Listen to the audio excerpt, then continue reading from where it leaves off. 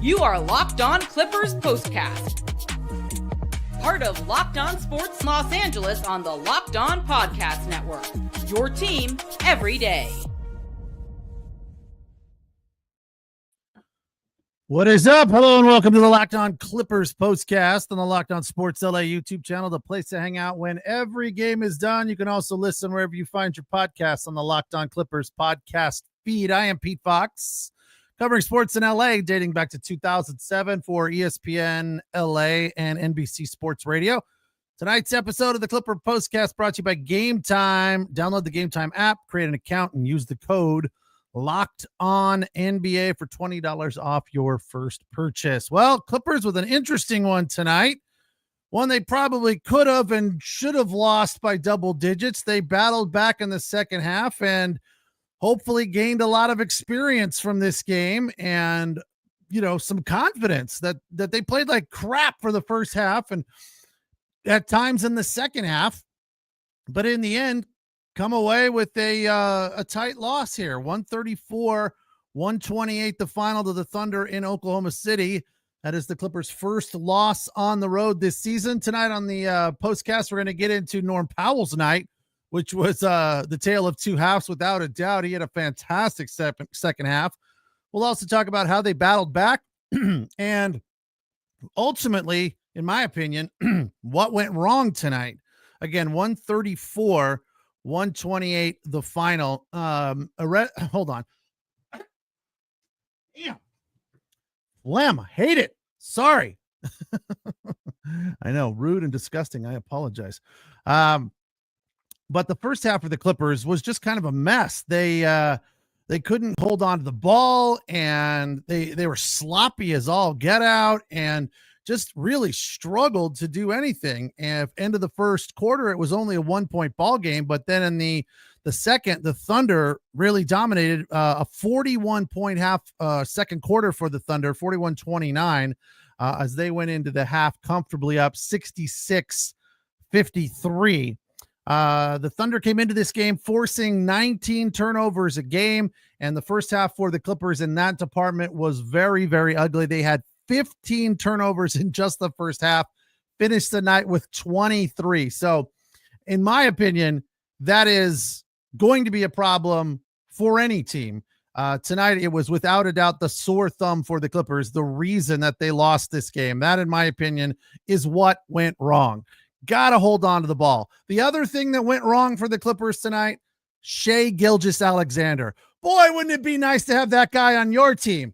Woo! Man, he is a young and up-and-coming star. Man, I really wish he was a Clipper. Oh, wait. He was a Clipper. I can't get past it. I'm sorry. I know they traded him for Paul George, and it was a nice run with Paul George, and everything was good for, a while, 5 years. Wasn't great, though. Look, it's crying over spilt milk at this point. Monday morning quarterbacking. But the bottom line is, I think if you went back and looked at that move, you would say, God, I wish I didn't do that. Wish I could have that one back, because Shay Gilgeous-Alexander is the real deal, a Kentucky Wildcat. 39 minutes, 13 of 21, 45 points. And that was, an entire complete game for him. He had 19 in the first half and then finished even hotter in the second half. Just makes the game look so easy. It feels like he's a much more experienced, confident player than he is at just 25 years old. And he is, without a doubt, on this team, the elder statesman. I mean, they're such a young squad. A lot of guys, they're averaging around 22, 23 years old, and he is going to be an even bigger star than he already is, and just makes the game look so easy. This team as a whole really has a lot of confidence, and they play with such ease. And that was one of the things I noticed right out of the gate. As the Clippers were hanging around in the beginning, it didn't seem to bother the Thunder at all. They were just like, it's fine, it's cool, we're good, just keep doing what we do. The Thunder are so, right out of the gate, they just showed you how good they are in transition. The Clippers kind of back on their heels right away. Then that turned into being sloppy with the ball. Harden did have a nice start, though. I like to see that. I mentioned a couple of days ago, it would be nice to have Harden start the game making baskets and not have to get hot. That was Norman Powell tonight. Very slow start. 2 points in the first half. Finished the night with 31, and that was with him fouling out. But we'll get into that in a little bit. Harden had 7 in the first quarter, but the Clippers had 7 turnovers. 7 turnovers in the first quarter. You cannot get away with that. And then on the other side of it, for the Thunder, really clean basketball, didn't foul a Clipper until 4 minutes to go in the second quarter. So they were just doing everything right. And they blew the doors off the Clippers of the second with a 14-0 run, which got the lead up to 14-0. And again, Shay Gilgeous-Alexander, a big first half, 21. I said 19. He finished the first half with 21 and 45 on the night. So it looked good for him. And, just I can't get past the fact, I know I have to, because he's not going to be a Clipper anytime soon. I can't get past the fact that how would this team be if Shay Gilgeous-Alexander was still on it and they never went down the Paul George road? Much better than they are. Although I feel like this Clipper team is still good. They're going to be a good team. And if they get Kawhi Leonard back on the floor, they're going to be even better. But they're rounding into form, getting big nights, bigger performances night after night from guys like Derrick Jones Jr. And off the bench, Chris Dunn, again, another nice night. It wasn't huge, 9 points, but clutch points, key minutes, 2 threes. Amir Coffey, the only bench player in double figures with 13. He was 4 of 8 and 3 threes.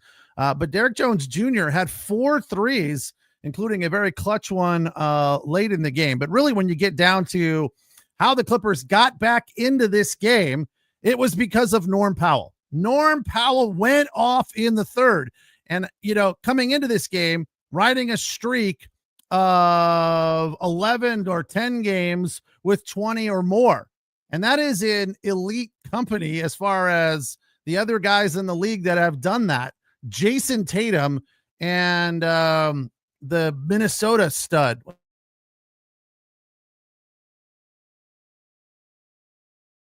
What's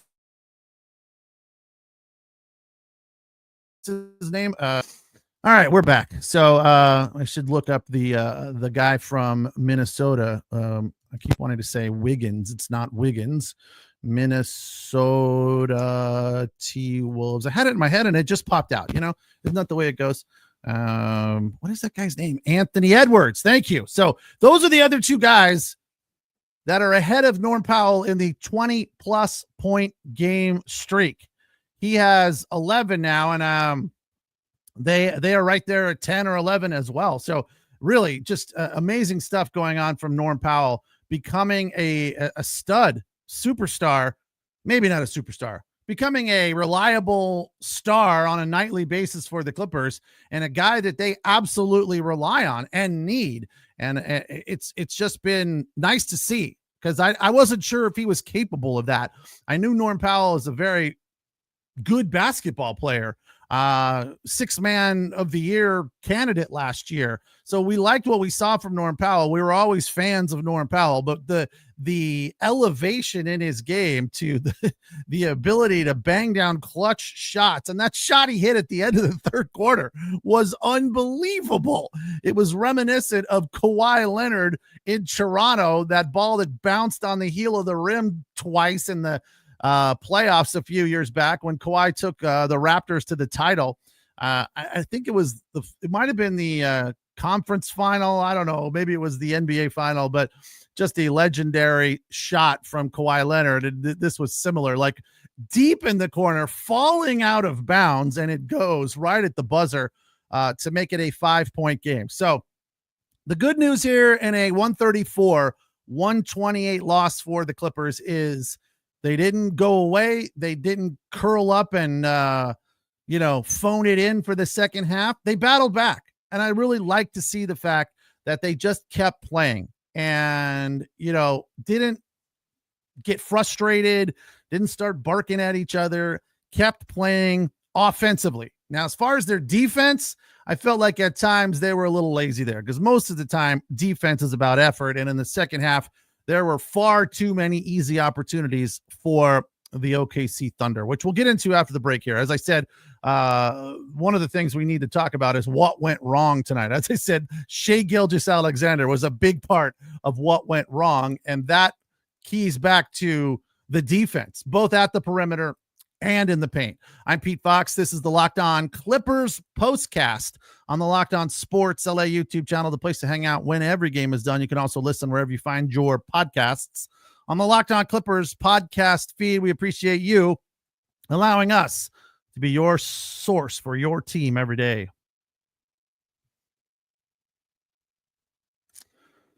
Tonight's episode of the Clippers Postcast brought to you by FanDuel. Get ready to tackle the NFL action with FanDuel, America's #1 sportsbook. Right now, new customers can bet $5 and get $150 in bonus bets if you win your first bet. So there's a lot of pressure on winning that first bet. You got to do some research. You got to make sure it's a good one, because if you win 150 of bonus bets is good stuff. Low pressure when it's free. The FanDuel Sportsbook app gives you everything you need to place live bets on the NFL right in the middle of the game, all in one place. And if you're a diehard fan and you can kind of in your stomach feel the way a trend is going with your team, whether it's positive or negative, you can win either way when it comes to making live bets. So when you get a hunch in the middle of the game, you can check out the latest stats, view live play-by-play, and so much more on the same page where you place your bets. Visit FanDuel.com to join today. That's FanDuel.com. You'll get started with $150 in bonus bets if you win your first $5 bet. At FanDuel.com, never waste a hunch and make every moment more with FanDuel, an official partner of the NFL. All right, Clippers fall tonight in Oklahoma City to the Thunder, who are now 9-2. Clippers 6-5. This again was their first loss of the season on the road. So everything's good for the Clippers as far as I can see at this point. There's no major glaring issues other than that turnover thing. 23 turnovers is awful. I mean, that is something you just want to bury your head in the sand over and erase from your memory banks and say, yeah, we can't do that. And if we didn't do that tonight, we probably win this game. The other thing that really went sour, in my opinion, for the Clippers was their defense. Although the third quarter turned out to be heroic for the Clippers, outscoring the Thunder 41-33, another area where, they could have won this game. The early part of the third quarter, too many open, easy looks for three for the Thunder. I mean, just, kicking the ball around the perimeter, finding the open man, or penetrating, kicking out, finding the open man who was wide open and would bang down the three. They shot 54% tonight from beyond the arc, 20 of 37. No, that was the Clippers. Sorry. 18 of 46. So 39. That's not as high as I would have expected, considering how many open looks they had, and they took care of it. But there were stretches when they went cold as well. And that was a big part of why the Clippers were able to remain in this game. But it wasn't because of the Clippers defense, which we've talked a lot about, and we have heralded that under Van Gundy, they have become a much better defensive team, both around the perimeter and, more importantly, in the paint. Another area tonight where I felt like they weren't closing down lanes and it was just wide open. Come on through, SGA. Wide open to the rack. Williams had a nice night as well, 11 of 16 for 28 points. He had a couple of threes. Shay Gilgeous-Alexander, 4 of 8 from beyond the arc, but went to the line 16 times, hitting 15 free throws. Isaiah Joe played 31 minutes, 5 of 12, a couple of threes for 12 points. Wiggins, 4 of 6, 2 threes, 10 points. And Dort, he was 50% from the floor, 7 of 14. He hit 4 threes for 19 points. Off the bench, Caruso led the way, 20 minutes, a couple of threes, 4 of 7 for 12 points. But yeah, the paint tonight for the Thunder was too wide open, especially in the second half when the Clippers were making a run. And I guess I'm assuming that they needed too much energy to play offense and they couldn't play defense as well. So the fact that they made this interesting and, kept it a single digit deficit for a good portion of the third quarter and had opportunities where they got it to within 3 and 2. And it was close. I mean, this game was not over. Even in the final minute of the game, it's down to a 3-point lead for the Thunder. So they kept battling, and that's nice to see. As for tonight's bucket list, early on, it was hard to find buckets that were important, but I thought James Harden hitting his first shot, a 3, was very important. It made it 3-2 for the Clippers from a nice, from the wing, open look, and he hit it. And that's nice to see. It felt good. Like, all right, he's off to a good start. He finished the night for the Clippers going 5 of 15, which is not great. And the only reason he had a good performance a couple of nights ago with a shooting night like that, 5 of 15, was because he got to the line so many damn times. Tonight he was only to the line 5 times. As I said, the Thunder did a very good job, especially in the first half, of not fouling. They didn't commit a foul until the 4-minute mark. So all in all, from the line, the Clippers were 20 of 29. So they didn't get to the line all that much. Whereas the Thunder, 22 of 23, they only missed 1 free throw. So that was a good night at the line, whereas the Clippers missed 9 free throws. If they hit 5 or 6 of those, different ball game. But James Harden got started. Unfortunately, he didn't finish all that hot. As for number 4, Porter Jr. hit a 3. It made it 30-28 at the 10:06 mark of the second. He was the guy behind the guy kind of a thing. And he did that twice tonight. And if you don't play golf, you don't know who the guy behind the guy is. If you're a weekend golfer and you're out with your buddies, there's this thing called a mulligan, right? When you make a bad shot, you take a mulligan sometimes. It's totally against the rules. It's kind of a friendly thing that you do when you're with your buddies. And, you'll miss a short putt. You drop another ball down. You hit that just to kind of make yourself feel good. And we always call it the guy behind the guy, because the guy behind the guy is way better than the guy. And that's what Porter Jr. was tonight. He would miss the first shot. Somebody would get the rebound, kick it back out to him, and he hit the second opportunity. He did it twice tonight. Again, he had a 3 to make it 30-28, and then another one right after it to make it 32-28. As for number 3 on the bucket list, Coffee had a 3 at the 139 mark of the second. Made it 56-48 Thunder. For number 2, Norman Powell had a 3 at the 5:19 mark of the third. It made it 89-72. That's a big deficit for the Clippers at that point, but it was the beginning of the comeback. It was right when Norman Powell got hot and started pulling the Clippers back into the game. We have 1A and 1B because Norman Powell went off right there at the end of the third. Harden had back-to-back threes at the end of the third, right around the 3:30 mark. That made it 91-79. Then Norman Powell at the 1 minute and 4 second mark of the third to make it a 10-point ball game. Then at the buzzer, he hit one, as I mentioned, deep in the corner to make it a 5-point ball game. Thunder led there 99-94, but into the fourth, the defense just got lazy for the Clippers. I don't know if they spent too much energy playing offense in the third, but the Thunder, again, are a young team. They're a very physical, very athletic team. And let's not forget that the Thunder tonight were out Holmgren, their main big man, and their other big man was out as well. So they were playing shorthanded coming into the game. Brian Seaman and Jim Jackson talked about the fact that this could be a golden opportunity for the Clippers to take advantage of the Thunder by getting on the back of Ivica Zubac, who had a very good game, 9 of 12, 4 of 6 from the line for 22 points, but didn't quite have enough. And I felt like they felt compelled at times to go small just to match up better with the Thunder.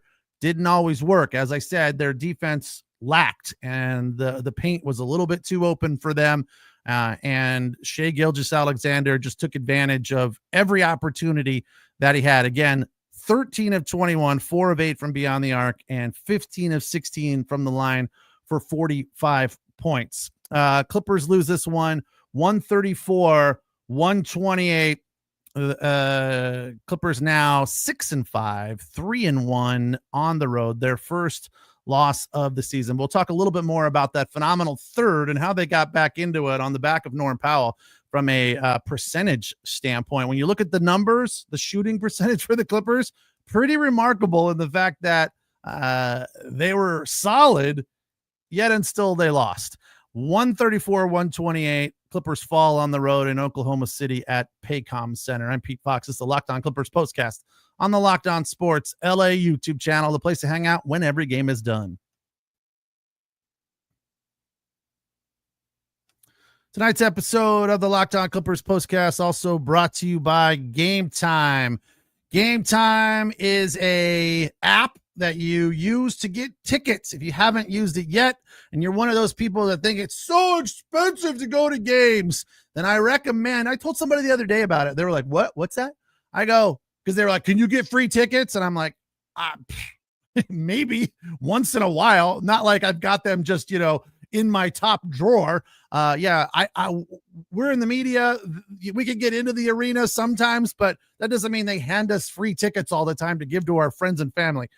So what I recommend to people is something like Game Time, because it makes going to games considerably more affordable. Like by doing something they call, what are they? I don't even know what they call it, but they do this thing where you wait till an hour before game time and the price goes down the closer you get to the start of the game. And you can save a ton of money by doing that. They also have Game Time Picks, which filters out the fluff to show you only incredible deals on great seats, so you don't have to waste time searching through thousands of tickets. The first edition of the tournament of Choque de Gigantes will take place at Lone Depot on 11/8 through 11/10. Correct me if I'm wrong, but today is the 11th. Okay, so that already happened. So highlighting saying that you have to read this doesn't make a lot of sense because that's already over. Anyway, hopefully you went to Choques de Gigantes at the Lone Depot Center and you got a great deal on your tickets from Game Time. But they have all-in pricing, which is another good thing. You can toggle this feature on to give you a total upfront price, because a lot of times, if you've ever bought tickets on an app before or on the internet, you're like, oh, they're only $45 a ticket. You think you're going to get out for under $100 for 2 tickets, and then you get to the checkout, it's like $140. You're like, what happened to $45 a ticket?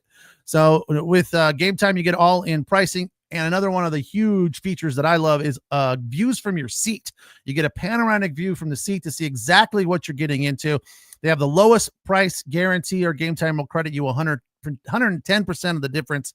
And they have Game Time ticket coverage, which your purchase is covered with the most flexible customer service policy in the ticketing business. Download the Game Time app, create an account, and use the code LOCKEDONNBA for $20 off your first purchase. Terms apply. Again, create an account, redeem the code LOCKEDONNBA for $20 off. Download Game Time today. What time is it? It is game time.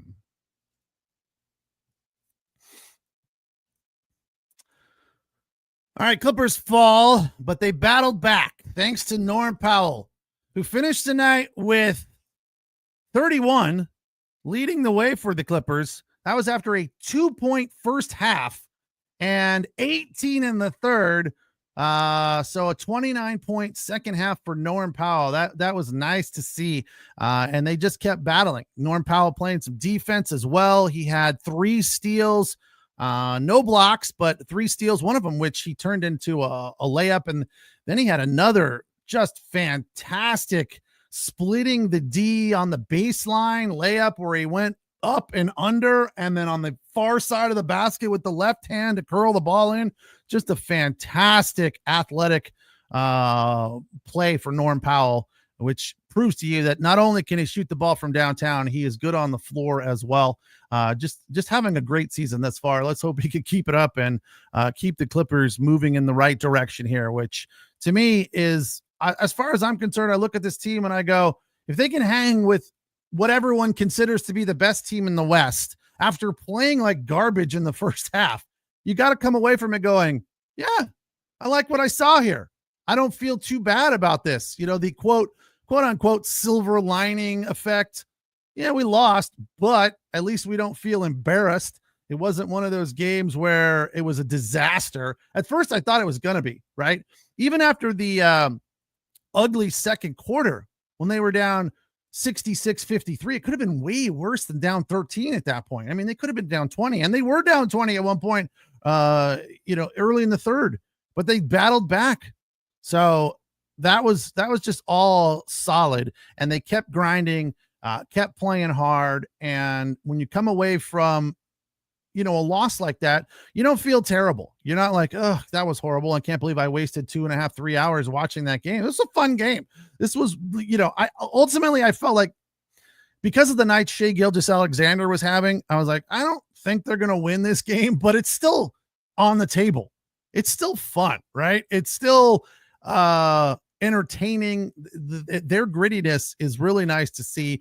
And all we have to do is, wonder and hope that Kawhi Leonard is back sooner before later.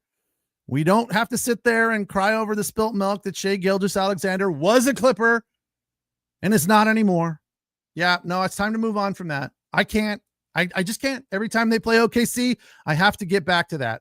I do it. It's not just with the Clippers. I do it all the time when I see Dodgers that go on to other teams and end up playing well. I'm like, sure, it would be nice to have that guy on the team. Obviously, it's different in baseball. Free agency and player movement happens a lot differently than it does in the NBA. But they felt like Shay Gilgeous-Alexander was a valuable commodity, but not valuable enough. I guess when you compare to what they felt they got in Paul George, it was worth it.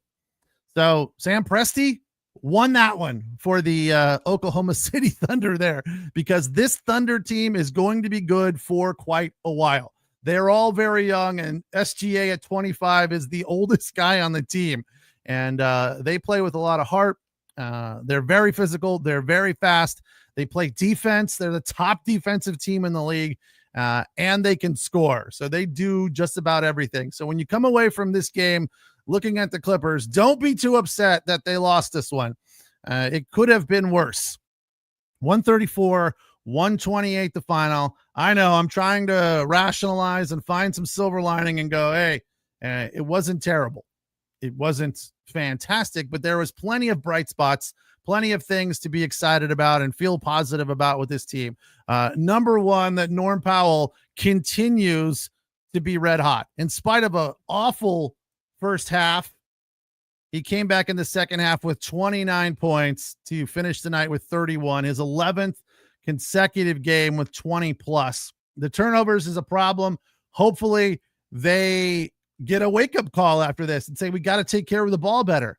You cannot win basketball games when you turn it over 23 times. And as far as the opposition, they didn't force that many turnovers.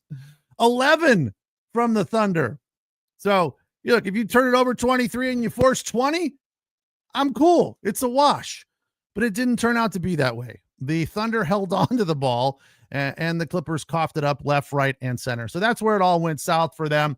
But the good news is, big second half, battled back, made it interesting, fought tooth and nail right to the very end, had it down to 3 in the final seconds of the game, but they came up short, losing in the fourth quarter, 35-34, and made it interesting with a 41-point third quarter to get back into it after being down 20. So you have to feel good about the tenacity that they showed tonight in a 134-128 loss on the road to the Thunder. Off tomorrow, back to work on Wednesday, the front end of a doubleheader in Houston against the Rockets. I'm Pete Fox.